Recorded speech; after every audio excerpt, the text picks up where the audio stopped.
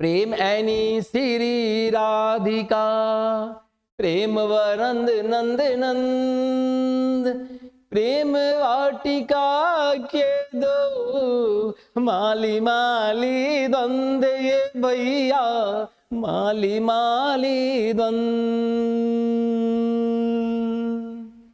इससे पहले मैं 10 नंबर के पुस्तक गोदली के काव्य खंड का दूसरा पाठ, जिसमें रसखान का 2 पद दिए गए हैं, मैंने इससे पहले रसखान का व्यक्तित्व परिचय करवाया था। आज मैं रसखान के प्रथम पद की व्याख्या बहुत ही सरल तरीके से आपके पास लेकर आया हूं। प्रथम पद का बोल है, प्रेम ऐनी श्री राधिका। रसखान राधा को प्रेम की खजाना कहते हैं। रसखान राधा को प्रेम की खजाना कहते हैं।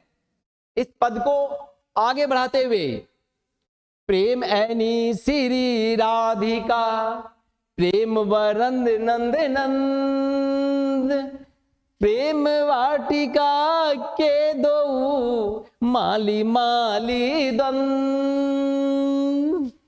मोहन छवि रस खानी लखी, अब दृग अपने नाही, अंचे आवत धनुष से छूटे सर से जाई।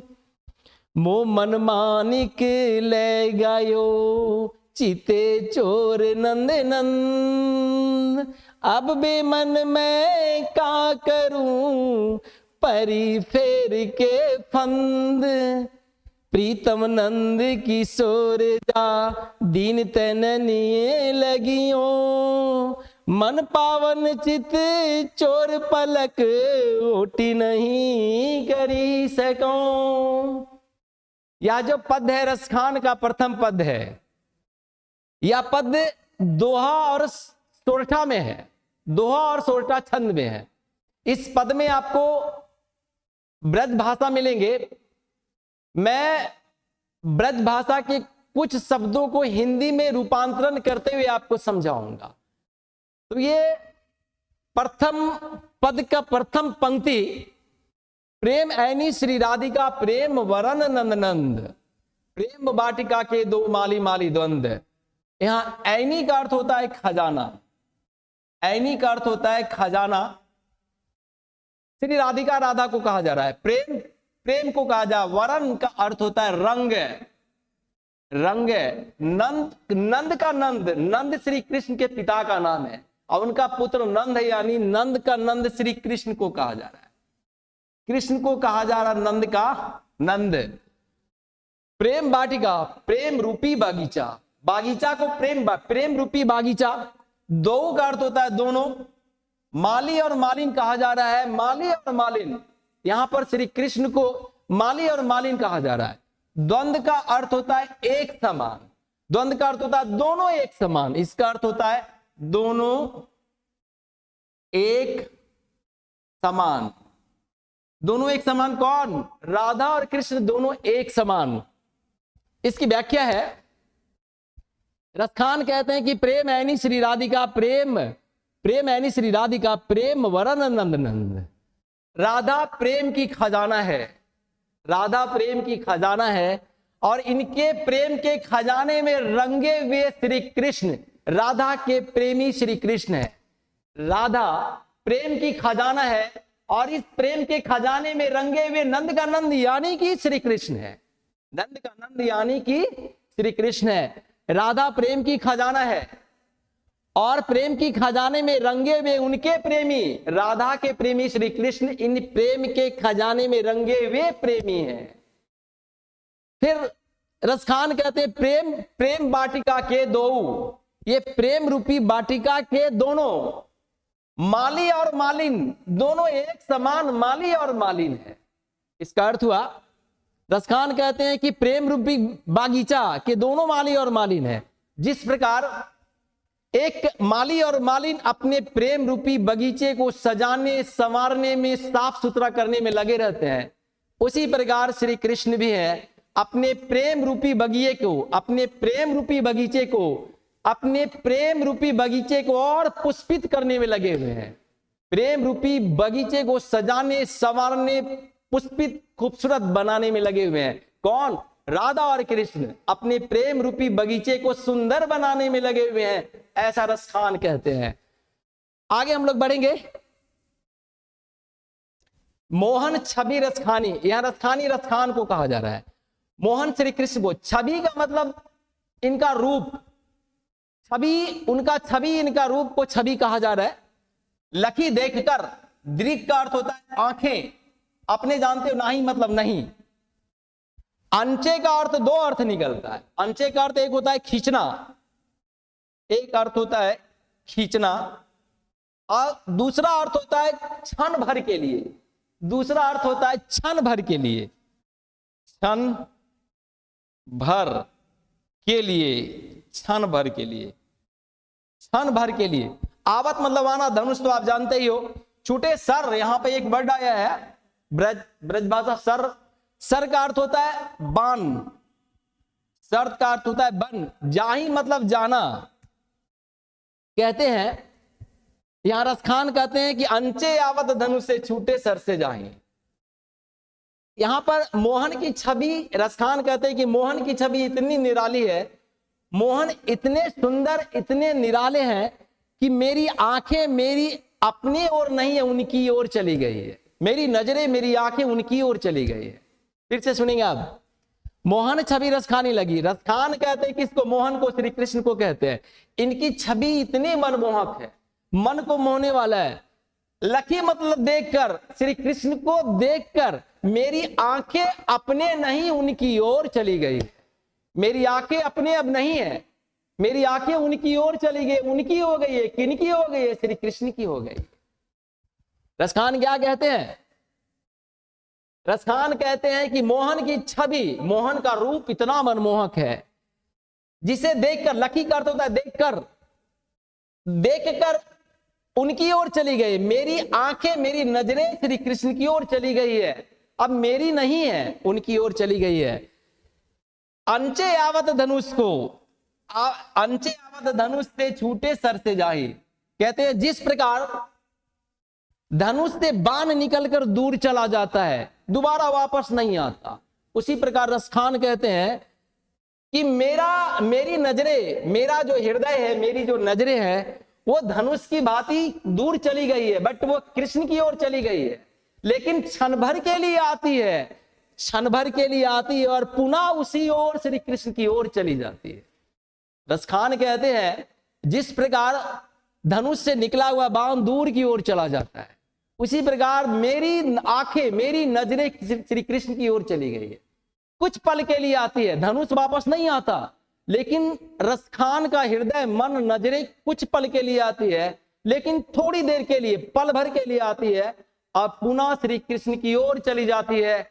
ऐसा कौन कहते हैं? रसखान कहते हैं। आगे हम लोग बढ़ेंगे। मोह मन, मोह मतलब मेरा, मन का मतलब तो आप जानती हो मानिक। ये मानिक का अर्थ होता है रत्न, मानिक का अर्थ होता है रत्न।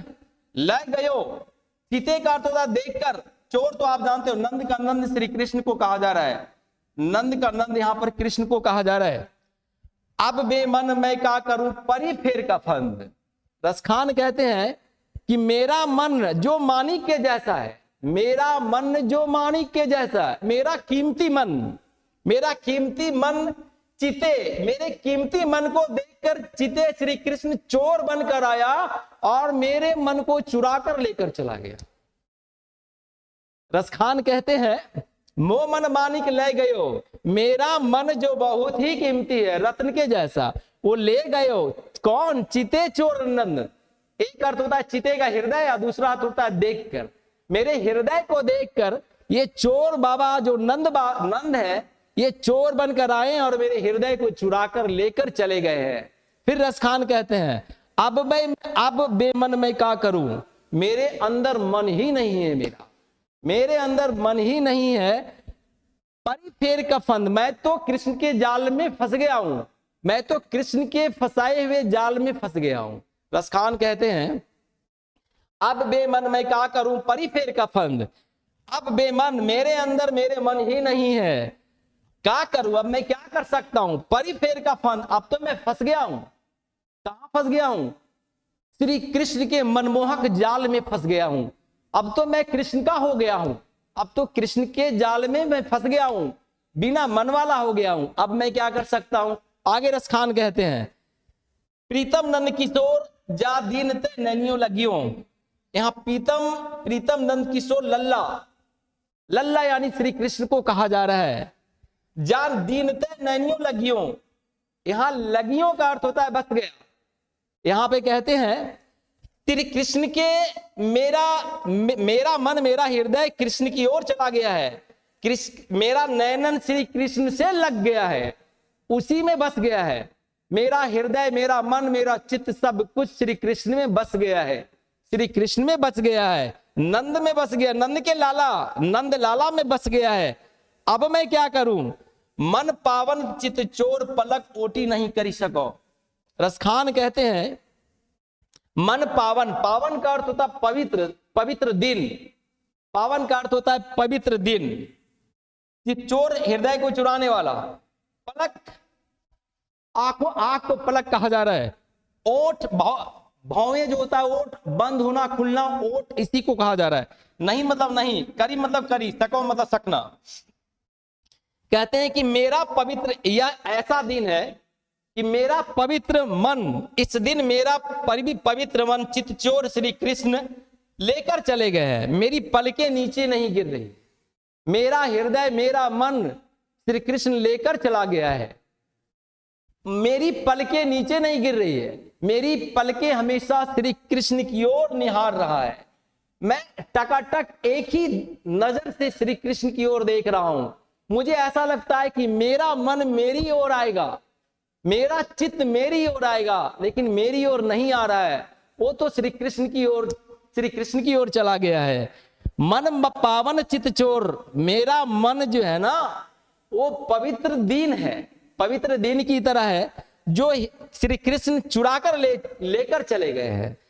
पलक मेरी गिर नहीं रही है, भावें मेरी नीचे नहीं आ रही है, मैं अपनी भावों को नीचे नहीं कर पा रहा हूं। मैं लगातार नजरे से लगातार श्री कृष्ण को देखते जा रहा हूं। मुझे लगता है कि मेरा मन मेरे पास आएगा, लेकिन मेरे पास नहीं आ रहा है, वो तो श्री कृष्ण की ओर चला गया है। मैं टकी निगाहों से देखता जा रहा हूं, मैं टकटकी निगाहों से कृष्ण को देखता जा रहा हूं, कृष्ण को देखता जा रहा हूं। तो यह पद बड़ा ही मनमोहक पद है।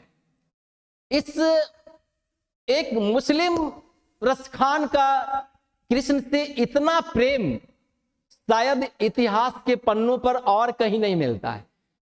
ये हमारे रसखान कृष्ण से इतने प्रेम करते, इस पद से आपको पता चल ही गया होगा, अटूट प्रेम था इनका। तो मैंने इनके प्रथम पद की व्याख्या सरल तरीके से कर दिया। इससे पहले मैं रसखान का व्यक्तित्व परिचय करवाया था। आज मैं रसखान के प्रथम पद की व्याख्या किया हूं। अगले दिन मैं रसखान के दूसरे पद लेकर आऊंगा। तब तक के लिए आप इंतजार कीजिए अगले वीडियो के लिए। जय हिंद, जय भारत।